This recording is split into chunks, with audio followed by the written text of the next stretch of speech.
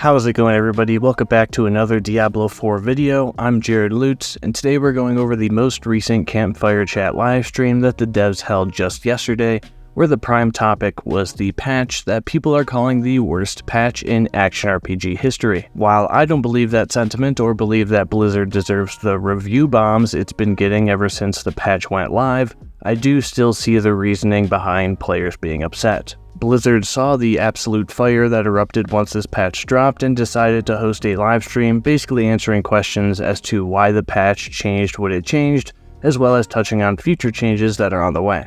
So let's dive into the big bullet points of what was talked about, and I'll give my thoughts as we go if I have any to give. So right out the gate, they basically said that, quote, they will never do a patch like this ever again. And what they mean by this is that basically from here on out, they are 1. Committing to releasing and talking about patch notes at least a week before they go live, either via a Campfire Chat live stream or a blog post, where they will talk about the patch notes, talk about the changes, and explain the reasoning behind them. To add to this, they confirmed that next Friday, they'll hold another Campfire Chat live stream going over the next big patch, patch 1.1.1. They also are committing to never release a patch that nerfs a lot of things without buffing other things to replace what was nerfed. They said they don't want to take away toys from the players without giving toys in return. Regarding the nerfs, the dev said that the nerfs happen so other build options can shine.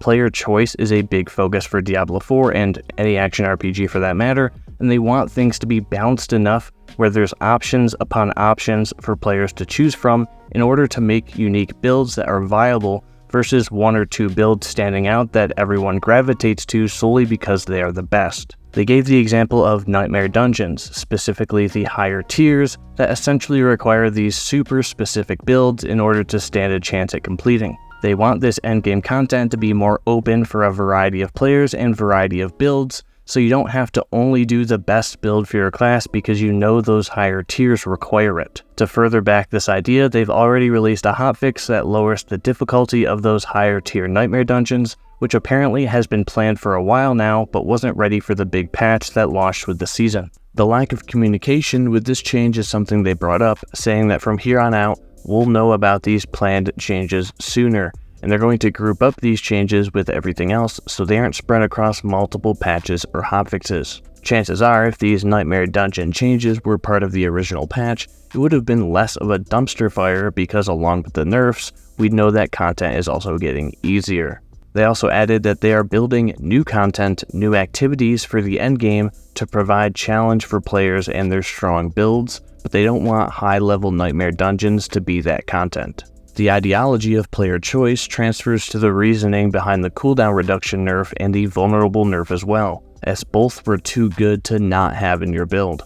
They want other affixes to be an option on gear, but while cooldown reduction reigns supreme, that will never be the case, so they lowered the percentage of cooldown reduction you can obtain, so the choice between that and the other affixes is, well, more of a choice. Vulnerable, on the other hand, is a damage bucket that is multiplicative, so not having vulnerable in your build means you're losing out on tons of damage, which, once again, restricts player choice. If you don't know how damage buckets work in Diablo 4, I've got a super simple beginner's guide that goes over it right here. I'll also link it below. So they announced that the long-term plan is to make vulnerable damage additive instead of multiplicative, which will lower the necessity of it even more. The process of doing this is going to take some time because there's so much that ties into vulnerable, so there's lots of background changes that need to be made first. So this 40% nerf to vulnerable affixes that landed with the recent patch is to try to mitigate the requirement for vulnerable until the full change is ready to go live.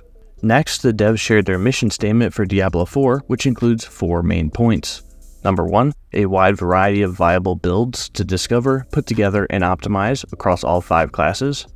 Number 2, new items and powers every season to keep the game fresh and increase build variety.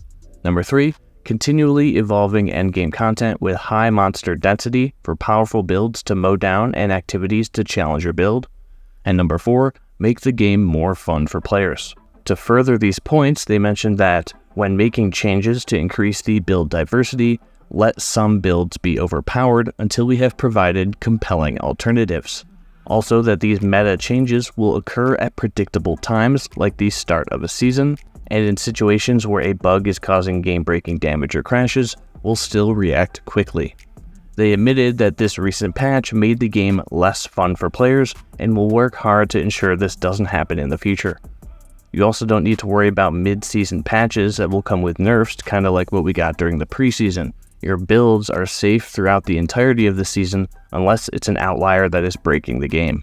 Alright, let's backtrack a bit to the next patch coming, patch 1.1.1. They gave some teasers of what this patch will bring with it, and they'll go more in depth with these patch notes during the Campfire Chat livestream next Friday. This patch will include buffs to underused or weak Sorcerer and Barbarian legendary aspects with a focus on Sorcerer survivability, substantial increase to monster density within all Nightmare dungeons, and an increase in monster density to some Helltide areas, an extra stash tab. They also mentioned that the changes to the gems are still planning on coming with Season 2, the change where gems will instead go into your materials instead of taking up inventory space. The elixir stack size is being increased to 99, respec costs are being reduced by about 40% across the board, changes to XP that will make the leveling process from 50 to 100 faster, and more will come in the patch, and the patch is going to be released shortly after next Friday. Next, they went over a few questions asked by the community, so we'll just speed run through these. On the topic of leaderboards, they are making a content type specifically for leaderboards that will be directly tied to them, and the planned launch is for Season 3. Uber Uniques will have their drop rates increased eventually, whether that's through direct increases or through future content that allows you to have a higher chance of getting them to drop. But they want Uber Uniques to still feel as rare as they do now because they do provide a big jump in power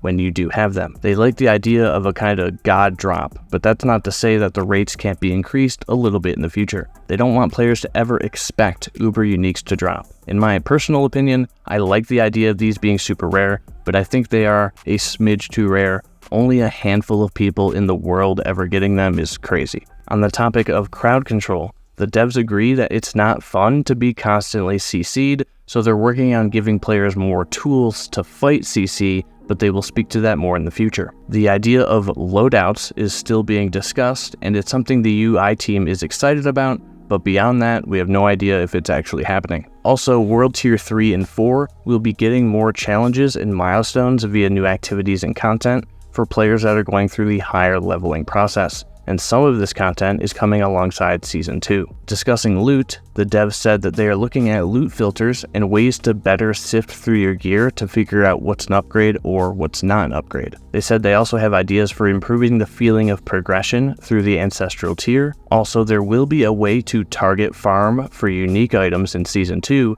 and target farming for specific legendary aspects, or making it easier to get aspects you want, is something they are working on and will be talking about very soon. Moving on from loot, they are still looking at matchmaking and group finding features. There are adjustments to cheap deaths coming soon, things like one-shots from charging enemies, explosions on death enemies, deaths as a result of chill and freeze, things like that. The changes to resistances is coming at Season 2. There's a good chance campaign bosses eventually become bosses we see in post-campaign content. There will be more options to modify gear in the future, and they will soon be buffing the legendary drop rates from treasure goblins, and they said that there's a good chance we'll see new goblin types in the future. And that's basically the roundup of information from the entire stream.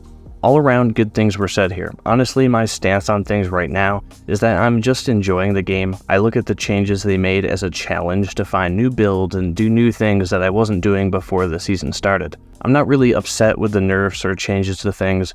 There's reasons for that, one being that I seriously am just having fun playing, and Season 1 has been great so far. The hearts are allowing me to change around my druid build that I've been playing since launch, and completely make it something different when I thought the build I had previously was the best it could be.